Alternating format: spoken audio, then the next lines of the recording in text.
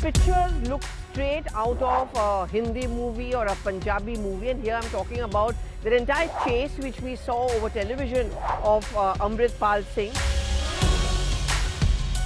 the self-proclaimed leader, Waris Punjab chief, and also someone who was seen and considered to be a Khalistan sympathiser. You know, we saw, for example, suddenly his supporters going live on Facebook, appealing to his supporters, please come and join us because the police was over here to arrest and pick up Amritpal Singh. Well, after that, there was complete chaos and confusion. Was he detained? Was he arrested then? Or where was he? Where has he gone? And, you know, pictures started rolling out about many of his supporters saying that, you know, they were very much involved in the drug nexus, so on and so forth.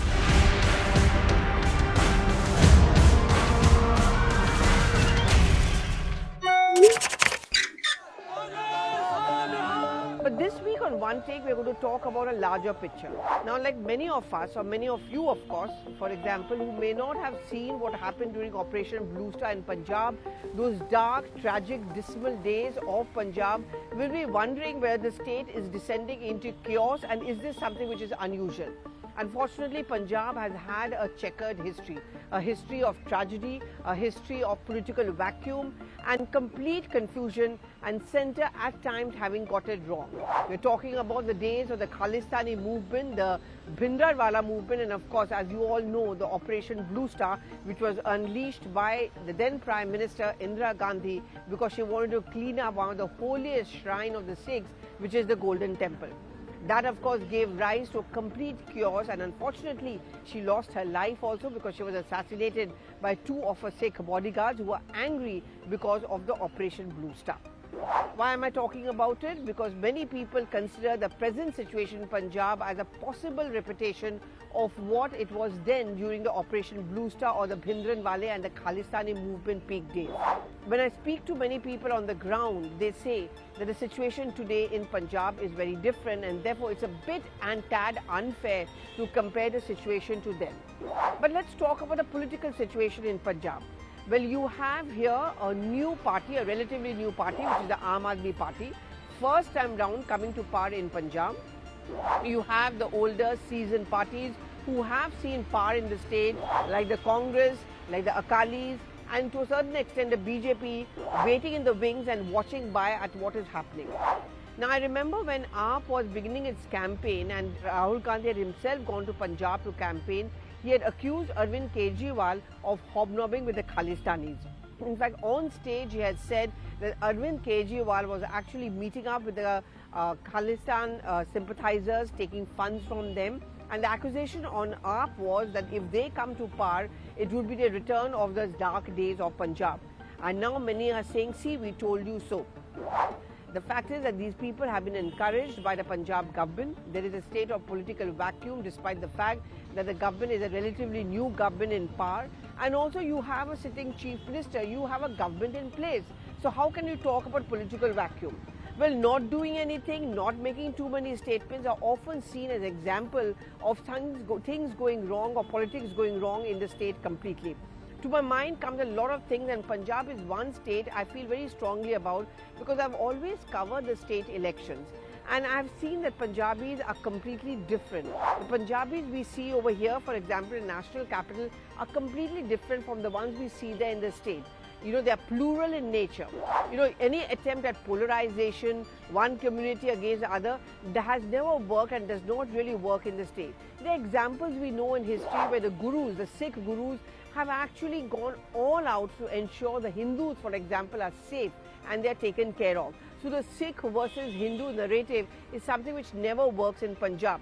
Yet, I met a senior Congress leader who also is an MP from the state, and he told me that these is worrying times because there is going to be an attempt being made for polarization, and therefore silence is perhaps the best strategy. This brings me to the question of this week is that will Punjab always have a checkered history as far as the extremist or a Khalistani kind of movement is concerned?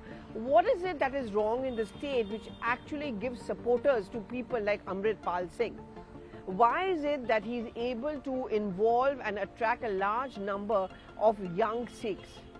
The main problem, of course, is unemployment, and added to that is a problem of drugs. I remember when I went for Punjab elections and I spent a substantial amount of time in Amritsar and the adjoining areas. I'll give you an example of one village, which is the Maqbulpura village, and Maqbulpura is considered to be a village of orphans and widows. Why? Because in every house there has been one such person who has died because of a drug overdose. That's how bad the situation is.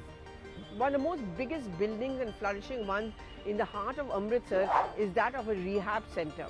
When I went there, I actually saw a lot of young boys and girls, 21 to 25 years of age, coming from very, very affluent family, but many of them did not have a job. Actually sitting with them and doing the rehab classes were their wives, sometimes their parents, and they told me that our main problem is that we don't have jobs, or according to our degree, we are not getting those kind of jobs, and we really don't know what to do.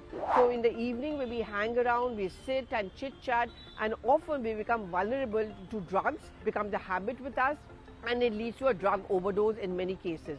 In fact, in many parts of Amritsar, there are those chemist shops where it is very easy to get chitta, which is what drugs are called there locally. And you can walk up, if you know that particular chemist, they say it's just easy to buy drugs over the counter. That's how easily accessible it is. I remember I had gone to the Golden Temple and I was meeting some young boys. They were sitting on this bench, that entire renovated area.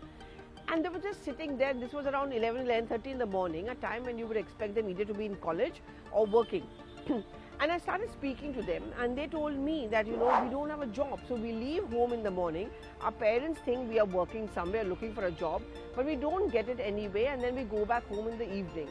And, he conceded that while we ourselves have never taken drugs, we know we are vulnerable to it. Similar, there are many universities and institutes you will find in Chandigarh and many areas I travel, which actually had a large number of young people who come up to them and they want to go abroad because they don't have jobs over there. And why am I talking about unemployment? Because it is this youth who got tapped, who are actually told by people like Amritpal Singh that, look, I'm going to be your savior. I will ensure you'll get a job abroad. It's a very close nexus. Amritpal Singh's star or the thread actually goes up to Pakistan, Australia, Canada, many of these countries as well, which finds many Khalistan sympathizers. It's been a worry. It's not just a political narrative or a BJP or the Congress hitting out at their political opponent by AAP when they say that a vote for the AAP means a return of those dark days of Punjab. There is a problem which is there in Punjab of deep unemployment, growing drug. And frankly speaking, as they say in Hindi, is hamam mein sab nange hain. Most political parties are guilty of not doing anything about it. Fallen revenues, a confused leadership, a silent leadership, and a sense of weariness and listlessness is what makes people like Amritpal Singh manage to get some supporters. We don't know what is going to happen, but many people are still optimistic that it's a different Punjab today. It is unlikely to go back to those dark days or a success of the Khalistan story, but it's always going to be a living on the edge. There will always be attempts being made by many other countries, for example Australia or Canada, which give space and roots to these kind of people. And these people have their deep networks as far as the entertainment industry is concerned. I mean, it's interesting that Amritpal Singh now heads that Waris Punjab, which was actually founded by actor Deep Sidhu. If you remember his pictures, he was the one who was waving that national flag during the height of the Kisan movement at the Red Fort. He died under very mysterious circumstances in a road accident. And at that point of time, he had also been able to stir up a lot of emotions among the young Sikhs and Punjabis. And when he looked at him with a ray of hope, many Punjabis and especially Sikh youths who are looking for jobs, who are looking for opportunities, actually get enticed and provoked by much of the narrative which people like Amritpal Singh make, who is a very good English speaker, he's quite savvy and he's young, and therefore he has his followers. And the more it becomes difficult to unearth the truths of the Amritpal Singh movement, the more it becomes clear that Punjab is always going to be vulnerable. And that's why I'm asking you the question this week. Is Punjab different? Are Punjabis different? Will Punjab always have to sit on the edge as far as the possibility of these kind of movements are concerned? It's a border state, it's vulnerable, Pakistan is beating down its back. Countries like Australia and Canada often actually show that kind of sympathy for those who are seen as Khalistan sympathizers. Is a task very difficult cut out for. Does the leadership have to become even more stronger? Remember 1980 onwards, when Indira Gandhi was the Prime Minister over here, she had actually ensured the fall of the Punjab government. That slowly gave rise to increased extremism. It was seen as a move which had gone horribly wrong. That perhaps explains why the central leadership over here, and the BJP certainly, which wants to make inroads into the Punjab political scene, is treating it extremely cautiously, because they don't want to repeat the mistake which was made by Indira Gandhi. Yet the optimists in Punjab say that the state is very different now. It's no longer as vulnerable as it was then during the peak of the Khalistani movements. But as long as Amritpal Singh kind of leaders come up and they find their resonance and support, it's always going to be a worrying time as far as Punjab politics is concerned. So what's the way out? Need for a strong leadership? Is Punjab heading for presidential rule? And more importantly, can't a drug menace be broken down? Is it because it gets political patronage? What's your take? Do respond on all the social media timelines.